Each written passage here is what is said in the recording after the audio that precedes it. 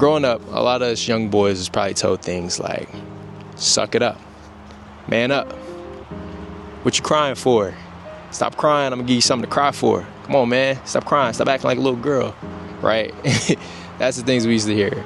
And what it probably did was it warped our reality. It warped our interpretation of manhood and what a man should do and how a man should act.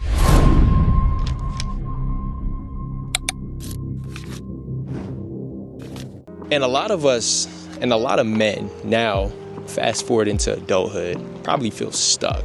They don't know how to process, they don't know how to communicate, they don't know how to heal. They were taught to suppress feelings and then go out into adulthood.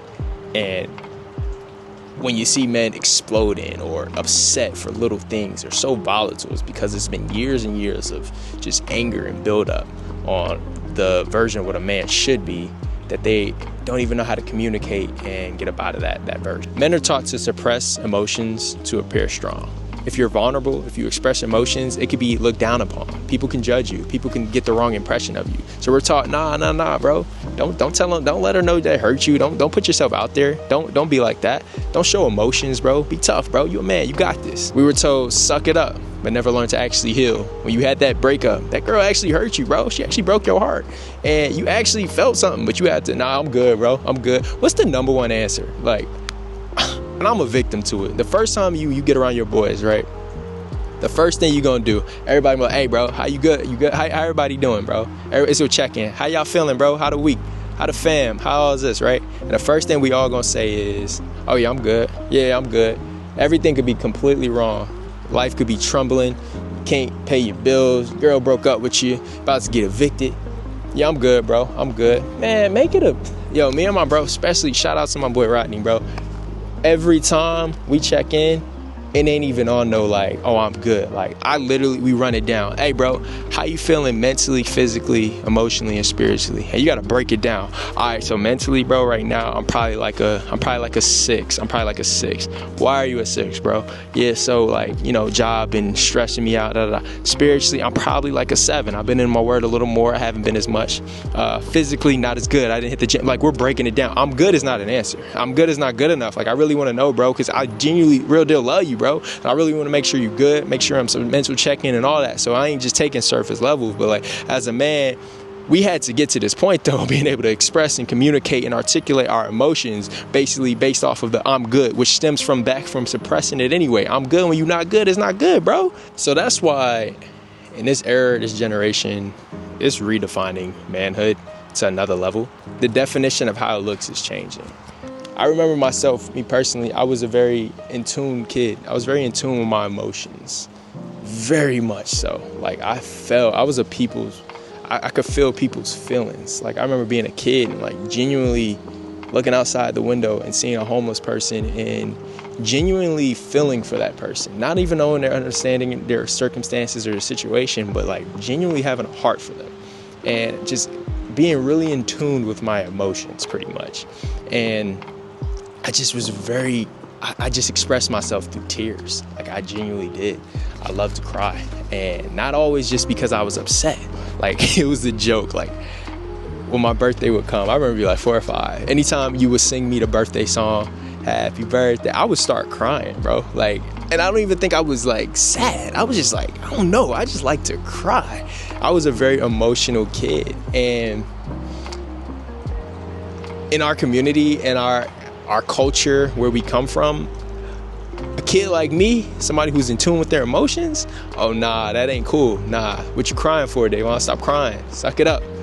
You good? Stop crying, man. So what that did was it kind of changed my perspective on how a man should be, how a man should act, how a man should handle their emotions. And I got to an age where I figured out like, okay, when I cry, society, people don't accept it. They don't really like that. But when I'm tough, when I don't do that and I don't express myself, that's accepted. So I figured out a way how to hold and suppress my emotions pretty much. And I ain't cry no more. Like I ain't had no emotions. I was good. And I was like, this is the way men's supposed to act. This is the way men's supposed to maneuver through the world. And I moved through accordingly. And it worked. It worked for me. I got through. I was good. I was emotionless, I would say, and I was accepted, and people weren't upset. So basically, I learned to suppress how I felt, and I honestly feel like it was a God-given gift of mine. And I learned how to dim that light to appease the opinions of others. And then we would fast forward into like livelihood of like today, for example. You get married, you have a spouse in any situation. This could be anyone, and of all people, God sends me somebody who's in school for marriage and family therapy. God sends me someone who loves to communicate. God sends me somebody who's in tune with her emotions more than I could ever be. And she would say things to me, and I did not have any emotions to give her. Like, I didn't. It was so suppressed that my baseline of anything bothering me was the exact same answer. Davon, why is the sky blue? I don't know. Davon, how did that make you feel? I don't know. Davon, how are you feeling today? I don't know. That was my answer. That was how I learned to suppress my feelings and get through anything. Was I just didn't know. I just didn't feel.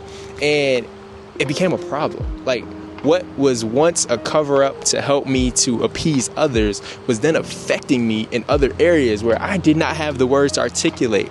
My vocabulary of emotions was very little because I didn't want to be too emotional. So here are 5 practical actions to embrace a God-centered, healthy manhood.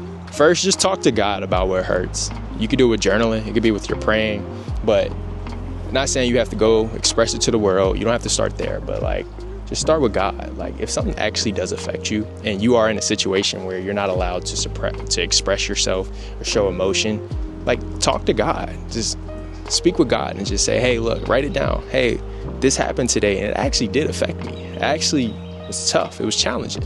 And start with him and just have him. Let's have God listen to you. That's a great starting point. Secondly, I would say build brotherhood. Find other men who are also open to expressing or hearing you out or in the same situation or similar place as you in life where they also can talk about their emotions. They're not just surface level with it, but we're community. We need to build community, be able to find other like-minded brothers who can say, hey, look, I want to express myself too, or hey, look, talk to me. And you don't have to be so bravado around them. You can loosen the guard up a little bit and be like, hey, bro, I had a tough week, bro. Hey, man, life kicking me down, man. I just want to chop it up, bro. Can we talk? Like, find other brothers like that can help you get through this season of your life. The third action is challenge the script, bro. Flip the script. Ask yourself the question, when you're all manly and it don't even fit you, for real, like, where did I get this from? Is this even me? Like, okay, I understand this is my father's MO of how I should operate, but it don't feel right. Like, challenge the script, bro. Just the way, because they taught you a certain way, don't mean you got to follow it and you got to continue on that type of path. Like, challenge it. See how you feeling, bro. Like, all right, yeah, this don't really fit me no more. I think I want to change it. Like, challenge it, bro. You don't have to be your past. You don't have to continue to do the things that were done before. You can switch it up. So I change the script, bro. Flip the script. And then after you flip the script, drop the ego at the door, bro. I'll be honest. You gotta drop that ego. A lot of times, it's pride. Masculinity is pride. Masculinity, that tough bravado thing, is just us feeling like, yeah, they can't let me see me slipping, can't disrespect me. You know how many people are dead or in jail because of being disrespected? And you know how many people are still living and sort of doing a great life because they're able to look past a step on a shoe or a sign of disrespect. Okay, so what, man? He disrespected you. And then what, bro? End of the day, we're all one. We should love each other as anyway, man. We got to stop hurting and killing each other anyway. So, but drop the ego at the door, man. Whatever feelings you're feeling, let that stuff go, bro. That stuff don't serve you. It ain't worth it. It ain't worth your emotional being. Just be your best self. When it comes to emotions, real men, I'm going to put it out there. I know we say, hey, real men hold it in. Nah, forget that. Real men don't suppress their emotions. They acknowledge it. Real men surrender. Real men are man. I personally feel like it's more man. I feel like you're more a man if you can sit there and say, hey, look, this hurt me. This affected me. This, I didn't like the way you did that. Like, that actually hurt my feelings when you said that. And lastly, reset your routine, reset your habits, reset your mind. Just a total reset, bro. Just reset the way you think, reset the way you look at things, reset the norm for you, reset what's not normal for you. Just change it up, switch it up, and be different. You get what I'm saying? So just whatever's your norm, if you're operating in this thing, just switch it up, flip the script, change it, drop the ego at the door, and just be more practical. Yeah, so if you've been feeling disconnected, you just needed a reset, you want to change, flip the script, get back to what the true center of manhood is, what as a man should be, get back to your purpose, just feeling that calling. You got that calling on you and just wanting better for yourself, wanting to be a better man, better person, better individual. You want to keep working at your best self, be rooted in faith, Christ-centered, and what God has for you and God's will for your life and all that. Click the link in the bio though. I have a guide on there that can help you, 7 steps to walking in your purpose, resetting back to purpose, daily journals, digital journals, you name it. So just a whole bunch of tools and things that can help you at basically working at your vision and becoming your best version of yourself, because that's the goal, that's the motto. And as always though, we're gonna wrap this up.